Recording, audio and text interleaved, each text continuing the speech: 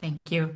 Hello, everybody. Good evening. It is June 22nd, 2026. It's 6:02 p.m. You have just joined the Portland, Maine Board of Education Finance, Personnel, and Operations Committee meeting. I am the chair of the committee. My name's Sarah Bryden. With me, we have Board Member Opperman, who's a member of the committee, Board Member Sawtell, who is a member of the committee, and also Lisa Beck, who is our finance director here at Portland Public Schools.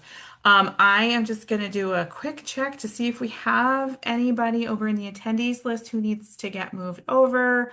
Not at this time. All right. So the next thing that I also do when we kick off our meetings is check to see if anybody is going to give public comment.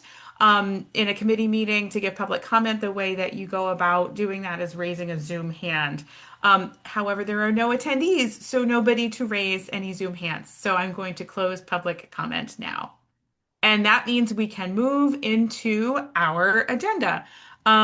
We have a number of things that we're going to talk about. We're going to get, a review of June. Yeah, okay, yep.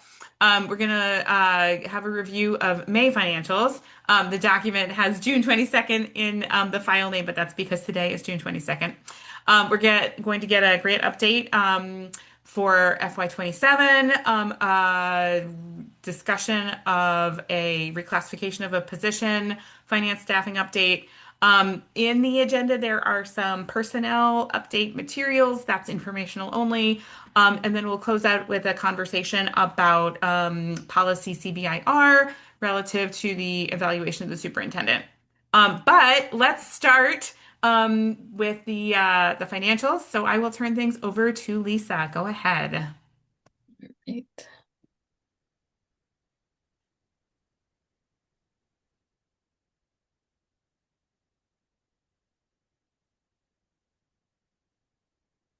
All right. Are you able to see the slides? Okay.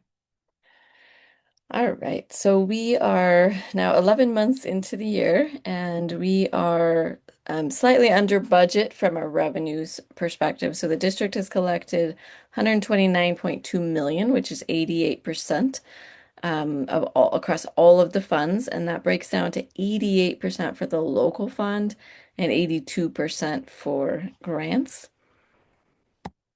I'm going to show on the next slide the breakdown by fund. So I do just want to note we have 1/12 of the local tax revenue still to be coming in, and so we're really right where we would anticipate being for the local fund. Grant funds, we're slightly under budget, but we expect that to catch up. So I just want to call out, we have an outstanding invoice for CTE that the state hasn't yet approved. We also have an outstanding invoice for CDS that's unpaid, and we have one for title that will still get approved.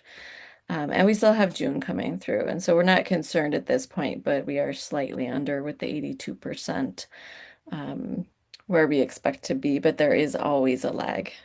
So. Our expenditures are right on budget. Again, this is only through May, so it does not yet include June. So the district has expended 91.2% of our budgeted expenditures for the year. If we split evenly over the course of the year, we'd be at 91.7. So we're really right kind of where we anticipated being. As I say, I think most months the trend of higher contracted services and lower personnel, which is really driven by SPED, it will continue into June, and we still saw that in May. I will say we're watching closely the expenditures because right now, while we're right on budget, we still have 1 month to go, and we have seen some particular upticks in June. And May is a 3 payroll month, and so we did see a large expenditure come in at the end of May, and so we are watching it closely. But as of May 31st, we were still under budget. So here is the view by fund that I was just speaking to, and then here is the view by category.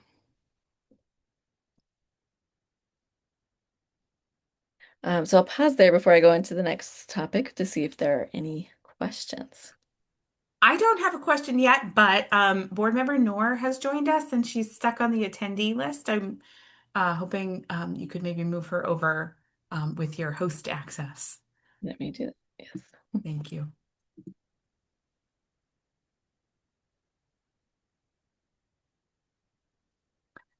Board member Opperman, board member Sawtell, any questions before we keep going?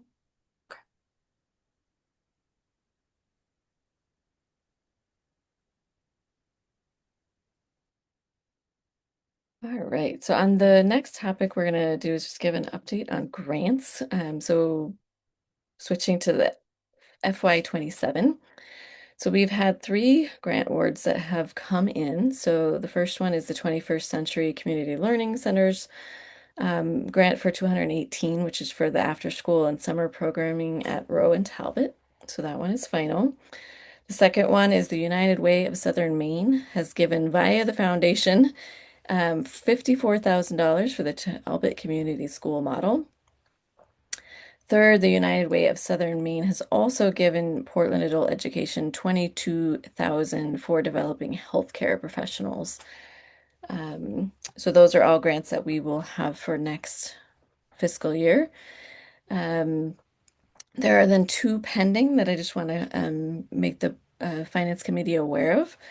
So the Student Homelessness Prevention Program, or SHOP grant, was a 2-year grant. It was set to end this year. However, the legislature has made additional funds available. So we are applying for that. And it was a very tight turnaround. The application was due this week. So we've asked essentially for the same amount of money that they awarded us previously. And we kind of will have to wait to see if we get awarded that. But that's one of the applications we've put through. And then the other one is just to call out that the ESEA, which is the title funds, application is due August 1st. So I shared with this committee at our last meeting our preliminary allocation for that grant, but we do still have to complete the allocation and have it approved by the state to finalize that.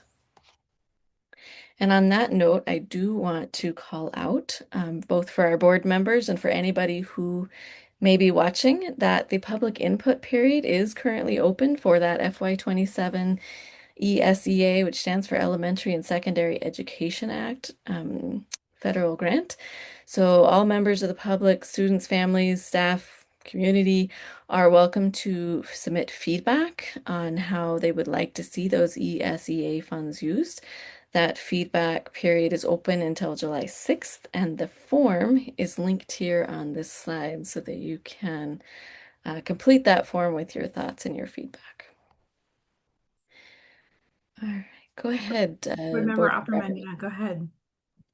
I was just wondering if that link is going to be on the website or on Facebook so that we could share it out farther. Um, is that It possible? is on the website on the ESEA page, and I can certainly share that. Okay, thank you. Mhm. And just to clarify, that's public input from the Portland community about how folks want to see these funds used in our district, correct? That's correct. Okay. Thank you for that clarification.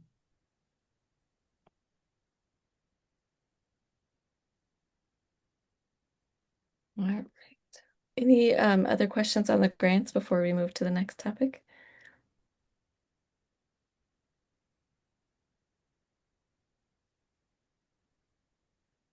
All right.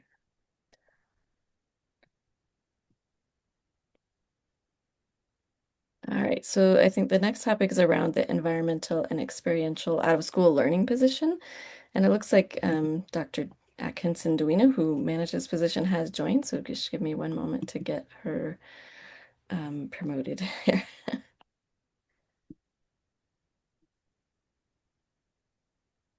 All right.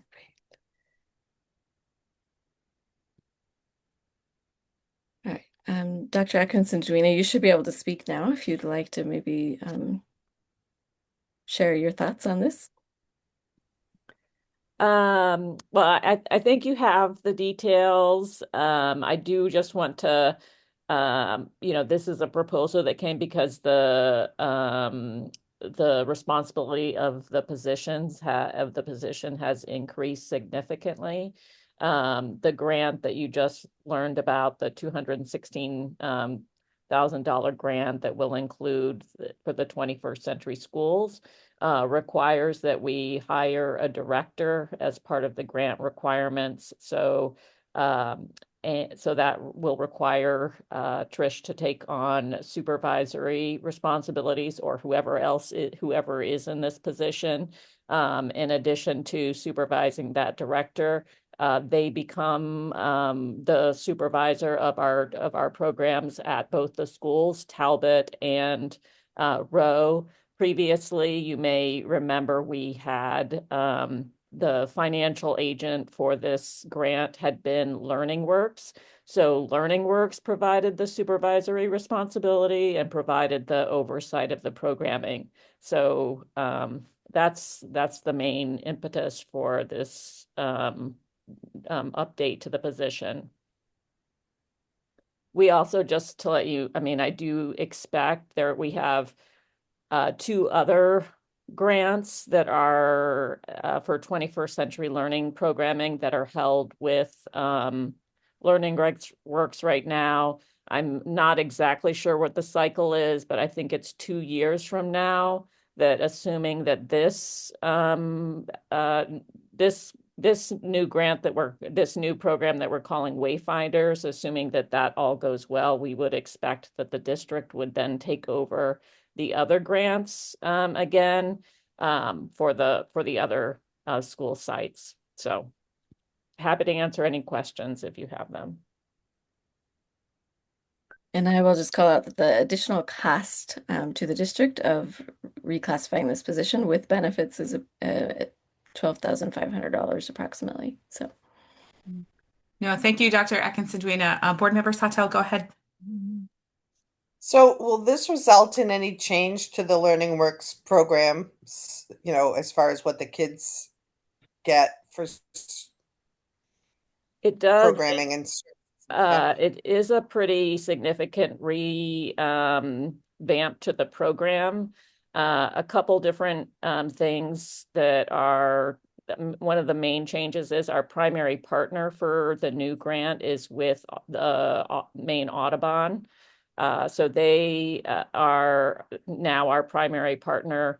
Another big change is that we've tried to align the programming more with our core curriculum work so that it feels much more aligned to all the curriculum updates that we've done recently. We expect that we will still continue to partner with LearningWorks. I think that the original plans did have them doing some activities with students at Rowe and Talbot. I'm not exactly sure if those have been finalized, but we have a number of community partners in addition to Audubon that will be working with us. So in addition to taking on the grant, we did also do some significant change in the programming, which we hope will increase the number of students who are participating. And so far, the numbers that we're seeing for enrolling in the summer program, which is a part of this grant, is a good indication that with this kind of tighter alignment, it should allow us to hire Portland staff to work as part of the program from the school site. So we think that will help us to just increase the enrollment in the program. And so far, that seems to be proving true. Thank you. Other questions? I'm not seeing any. So again, I will thank you, Dr. Akincidwina. This is really clear, concise information, and I think this will be a really great addition and building on previous work. So I really appreciate it.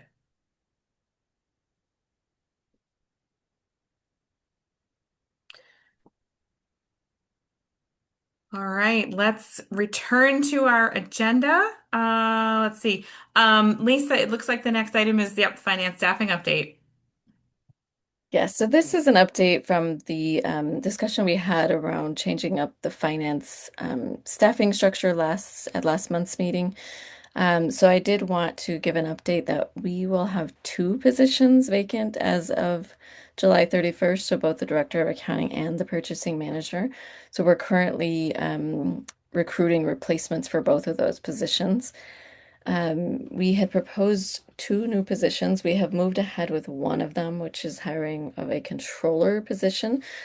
So that is currently posting, and we're actively reviewing applicants, but we've only had two at this point, so we hope to get further applicants there. We are waiting at this time on the second proposed new position, which was the budget and financial analyst. So we're going to wait a few months and see how that plays out before we make a decision on whether to move ahead with that second proposed position.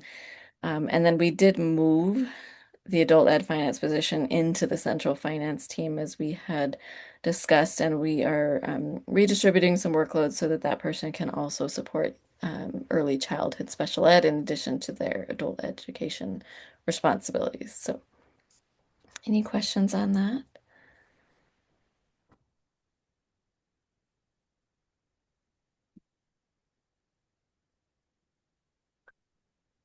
Okay, let's see. The next topic, I believe we have gotten all the way through the majority of the agenda. As I mentioned, the personnel updates with the three attachments in the agenda are for informational purposes only. And so they are not a conversational item. So we will move ahead to 2.6, the CBI-R evaluation of the superintendent. Both the policy itself, CBI evaluation of the superintendent, and CBI-R are included as materials in the agenda. But the agenda item here for conversation is just to call attention to the CBI-R updates, minor updates to include the inclusion of some staff feedback in the process. So, at a high level, what we have as a board and a committee, what we basically as a board have done the past several times that the superintendent has been evaluated, is that I, as the, or whoever is the chair, but it recently has been me, the chair of this committee gathers up written self-evaluation from the superintendent, and then written evaluations using a template by each board member, and then sort of collates, combines, summarizes all of that content into one overarching board evaluation of the superintendent. This version of the CBIR includes an additional component of giving the direct reports of the superintendent, staff-wise, the opportunity to also provide some written evaluative material as well for inclusion in that aggregate single board level evaluation as well. So I'd be happy to have a conversation within this committee tonight as part of this agenda item. And then also we will be talking about this at the business meeting tomorrow. So I will pause for a minute and see if anybody has questions or things that they want to delve into relative to this topic.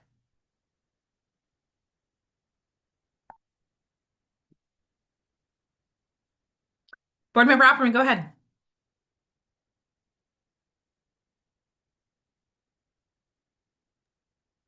So, thank you, Chair. I was just wondering, is in the R, I skimmed it, but I didn't look at any.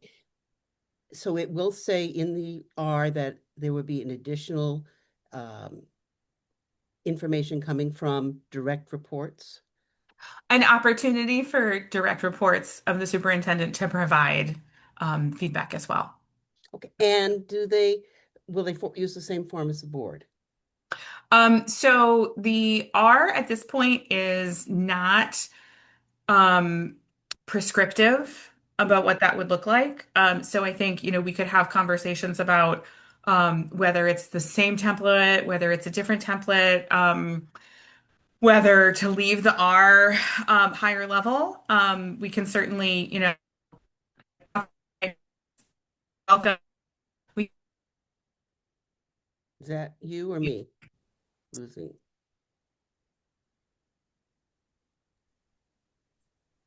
sorry, did I? I was not hearing everything. Was that my link or your link? Was it Um, yeah, everybody froze for a moment, but right now it looks like everybody's back. okay? Can you hear But me? I'm I'm Okay, I'm all right. I'm not at home. I'm not my usual location, and so I might Mm, have a different internet issue. yeah. That's what I was checking. No, I was just wondering in that um, any kind of input coming in should be uh, broadly access instead of just one individual point, Oh, right. yeah, Yeah. and all, that there should be, more comprehensive look at it. I don't know how, whether Mhm. there, would be a format um, provided. Mm. I wonder what would be most helpful to the staff so we get good information.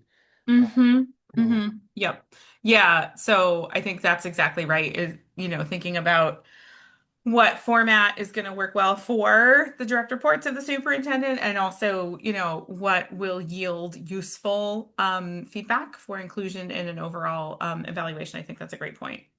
Yep. When will we be asking for this from the staff? Yeah, so we need to have the conversation tomorrow in the business meeting about, the updates to CBI-R. It's not a voting item, it's more informational. And then from there, we will move forward with the process of, I know that you have gone through a few of these as well, the process of making the self-evaluation template available to the superintendent and the evaluation template available to board members, and whatever we choose to use available to direct reports, and then setting out the timeline from there. Very good. Well, I was just wondering, we congratulating Dr. Atkins and Edwina taking off into higher realms um, and more work. But I was wondering whether, we would make sure that anyone who had been working with the superintendent this past year might also be sure they were included. I would appreciate that. At least Yes, from that my is a viewpoint. yep, that's a very good point. And I also welcome the reminder to wish Dr. Atkinson Duena all of the very best as she moves on to South Portland in her new role. I'm Thank you all so much. I yeah, appreciate it. And I'm yes, glad I'm not going too far.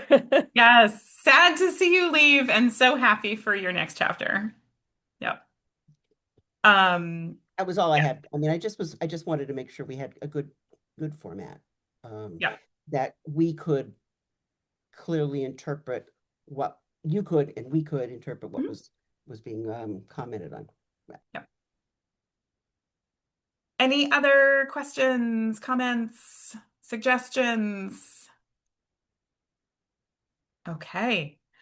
Um, we have reached the end of our agenda. Thank you, everybody, for a great conversation. One more time, thank you, Dr. Atkinson-Duena, for all your service to the young learners of Portland. And at this point, I would be looking for a motion to adjourn the meeting. Thank you, Board Member Opperman, and second from Board Member Sawtell. And show of hands, it's unanimous. We are adjourned at 6:25 p.m. Thank you and have a wonderful evening.